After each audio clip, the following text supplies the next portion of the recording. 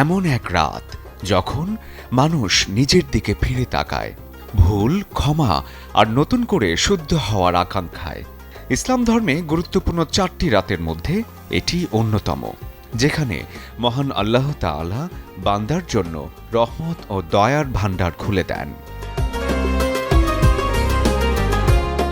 পবিত্র শবে বরাত, ভাগ্য রজনী বা লাইলাতুল বরাত, হিজরি শাবান মাসের 14 তারিখের দিবাগত এই রাতকে মুসলমানরা বিশেষ মর্যাদায় পালন করেন।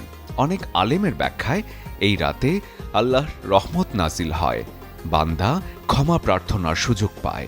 রমজানের আগে এ যেন আত্মশুদ্ধির এক নীরব আহ্বান। মা, পিম্পল 5 দিনেই চলে যাবে। যাবে না মা। যাক, নিমের 5 অংশের পাওয়ারে 5 দিনেই দূর হবে পিম্পল।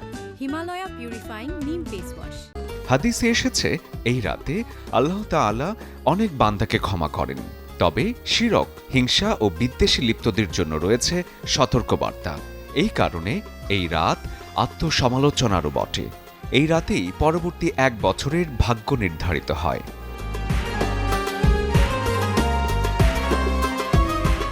এশিয়া ও ভারতীয় উপমহাদেশে শবে বরাত শুধু একটি রাত নয়, একটি সংস্কৃতি। মসজিদে ইবাদত, ঘরে কোরআন তিলাওয়াত, নফল রোজা আর হালুয়া রুটি প্রজন্ম থেকে প্রজন্মে চলে আসা এক ঐতিহ্য।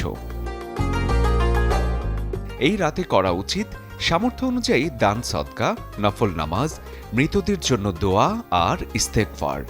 বর্জন করা উচিত আতশবাজি, অর্থের অপচয় এবং অন্যের কষ্ট হয় এমন যে কোনো কাজ। শবে বরাত আমাদের শেখায়, ভাগ্য শুধু লিখিত নয়, ভাগ্য গড়ে ওঠে তাওবা, ক্ষমা আর নিজের বদলে যাওয়ার ইচ্ছায়। শরীফুল হক, চ্যানেল 24।